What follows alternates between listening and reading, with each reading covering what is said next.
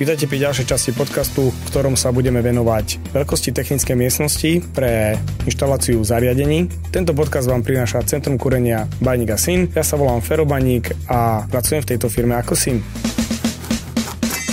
Veľkosť technickej miestnosti navrhuje architekt pôdoryse. Úplne najhoršie, čo vnímame, je, ak je technická miestnosť v strede dispozície domu. Vtedy je veľmi ťažké aj nejaké veci po čase dorábať. Ak nemáte obvodovú stenu, potrebujete prejsť niekde cez strop, môže to byť aj nemožné. Napríklad v budúcnosti, ak by ste menili nejaký iný zdroj tepla alebo chladu. Veľkosť technickej miestnosti sa odvíja od tej technológie, ktorú vykurujete, respektíve aj vetráte rodinný dom. Ak pôjdeme podľa nášho podcastu o zdrojoch tepla v rodinných domoch, tak sme sa bavili o kusovom dreve, drevných peletkách, zemnom plyne, elektrine a tepelných čerpadlách. V technickej miestnosti je zvyčajne ešte vetracia jednotka od rekuperačného vetrania a taktiež tam môže byť aj centrálny vysávač.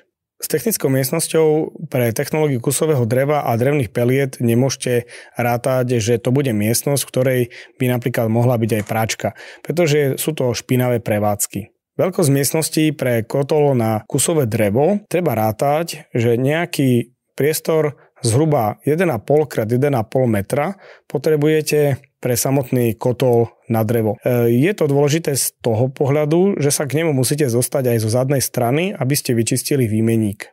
Ďalej v takejto kotolni máme aj akumulačnú nádrž, v ideálnom prípade 1000 a viac litrov. Takáto nádrž nám zaberá zhruba 1 meter štvorcový. Ohrev teplej vody môže byť riešený buď vnoreným zásobníkom priamo v tejto akumulačnej nádrži, alebo samostatným bojlerom, ktorý môže byť závesný, takže nemusí zaberať priestor na podlahe, ale je potrebné s ním počítať. Ešte je dobre si nechať aj priestor na ukladanie dreva na prikladanie, aby ste nemuseli chodiť niekam do exteriéru veľmi často, takže zhruba tiež nejaký 1 meter štvorcový by bol dobrý pre kusové drevo. Ďalej tam máme ešte nejakú bižutériu k tomu kotlu, to znamená expanze nádoby, zmiešavacie čerpadlové skupiny a podobne. Tie sú väčšinou umiestnené po stenách, ale tiež zaberajú nejaký priestor. Takže ak si to zhrnieme, tak kotolňa na kusové drevo sme si povedali, že máme priestor pre samotný kotol plus nádrž plus nejaké uskladnenie dreva. Môžeme povedať, že zhruba najmenšia takáto miestnosť by mala mať asi 4 metre štvorcové. Je dobre dávať pozor ešte potom aj na tvar takéto technickej miestnosti, keďže dvierka na kotloch sa robia aj ľavé, aj pravé, tak sa to dá prispôsobiť, ale je dôležité myslieť aj na to, že to drevo potrebujete vkladať do tohto kotla, takže nemôže mať aj nejaký veľmi obdĺžnikovitý tvar. Pri týchto kotolniach je dobre mať dvere aj priamo do exteriéru, aby ste nemuseli drevo nosiť cez interiér. Vtedy to ale spôsobí to, že ak máte dvoje dverí, teda do interiéru a do exteriéru, že tú technickú miestnosť ako keby rozdelíte na polovicu. Pretože tie prívodné potrubia od samotného kotla k akumulačnej nádrži by mali mať nejaké spádovanie a ak tam máme medzi tým dvere, tak musíme urobiť tieto potrubia ponad dvere, čo nám trošku zhorší možnosti samoťažného dobehu kotla pri výpadku elektrickej energie. V ideálnom prípade, ak je takáto technická miestnosť priechodzia, je dobré si na tých protiľahlých stenách, ako máme dvere, ich posunúť k jednej priečke, s tým, že jedna strana bude nevyužitá a to zvyšné účko, ktoré máme v technickej miestnosti, sa použije na všetky veci, ktoré tam potrebujeme nainštalovať. Ak je v takejto technickej miestnosti ešte aj vetracia jednotka, tá potrebuje v svojom pôdoryse zhruba tiež 1 meter štvorcový podlahovej plochy. Takže vo výsledku kotol na kusové drevo a s vetraciou jednotkou by sme mohli hovoriť, že najmenšia technická miestnosť je zhruba 5 metrov štvorcových. Pri kotli na drevené peletky nám okrem toho, čo máme aj pri kotli na kusové drevo, pribudne ďalšia nádrž na pelety. Tá má svoj pôdorysný rozmer zhruba 60 x 60 cm, takže budeme rátať, že pre ňu ako priestor potrebujeme 1 meter štvorcový a potom ešte šnek a šnekový dopravník a samotný horák, ktorý je pripevnený na kotli. To nám vytvorí ďalšie požiadavky na priestor, teda ak uvažujeme aj vetraciu jednotku v takejto kotolni, tak už potrebujeme asi 7 metrov štvorcových minimálnej plochy, aby sa nám všetko pekne zmestilo.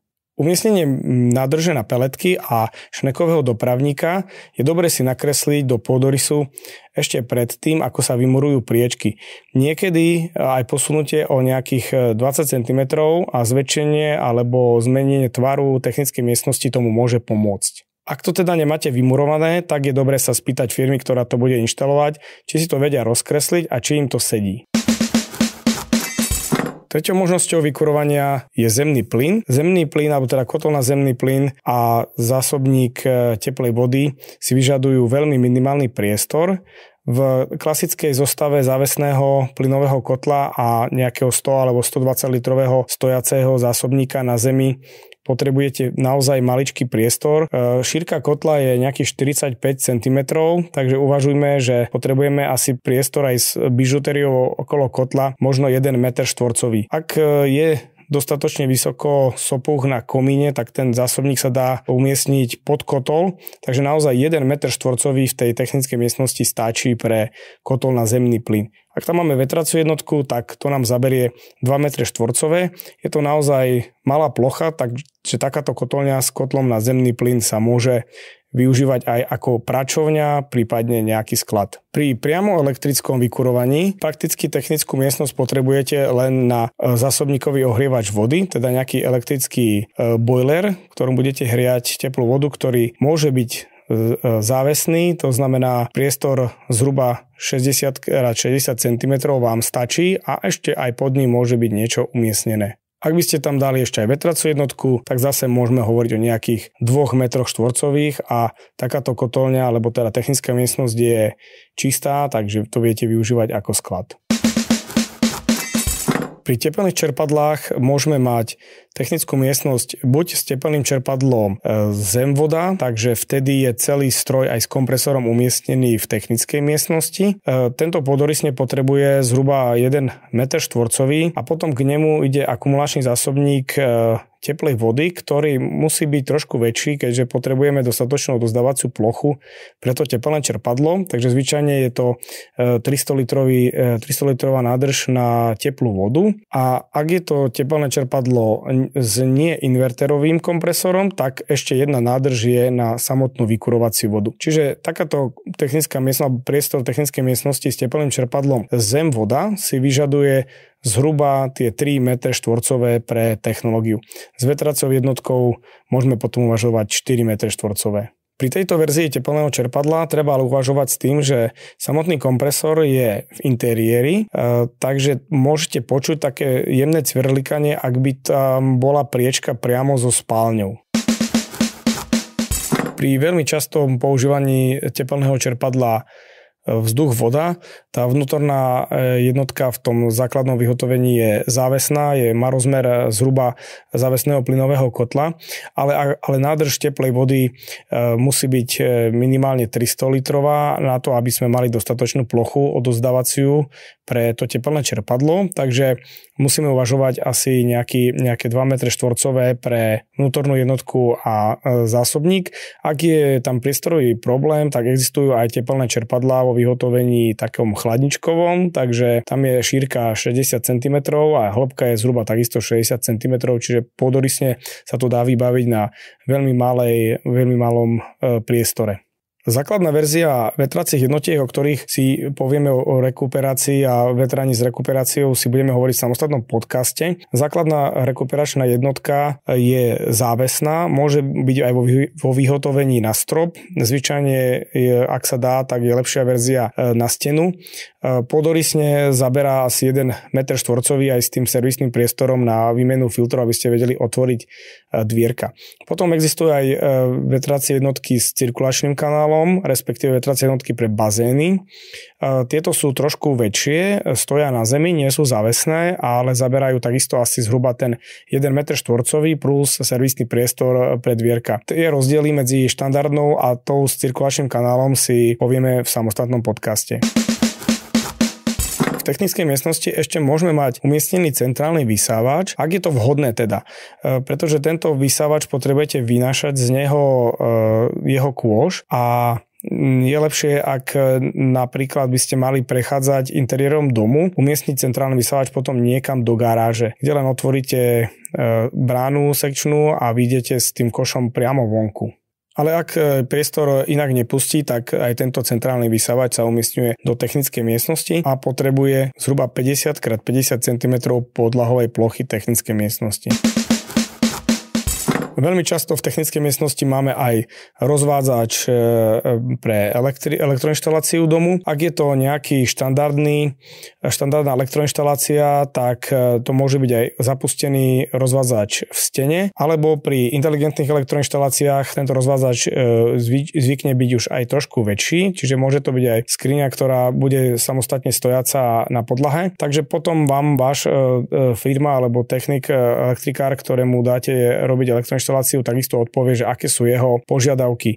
Tam sú potom aj normy, ktoré hovoria, že odstupová vzdialenosť od rozvádzača, keď tam pracuje elektrotechnik, má byť nejaká, takže to umiestnenie je dobré spoločne potom skonzultovať aj medzi kurenárskou firmou a elektrikármi, aby sa nestalo, že sa nebudete vedieť otvoriť na tom rozvádzači na nejakom väčšom, otvoriť tie dvere úplne do korán.